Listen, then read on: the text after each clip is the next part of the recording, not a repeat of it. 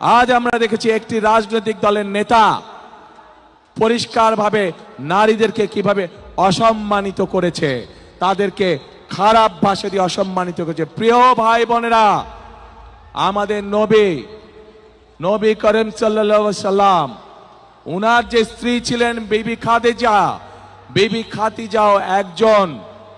বিবি খাদিজাও ছিলেন একজন কর্মমুখী মহিলা। উনি ছিলেন একজন মহিলা ব্যবসায়ী। আজকে যেই দলটি, যাদের নেতা আজ বাংলাদেশের নারীদেরকে একটি খারাপ কিছুর সাথে তুলনা করেছে, তারা বলে তারা ইসলাম কায়েম করবে, কিন্তু নবী করিম সাল্লাল্লাহু আলাইহি সাল্লামের স্ত্রী পর্যন্ত, উনিও পর্যন্ত একজন ব্যবসায়ী ছিলেন।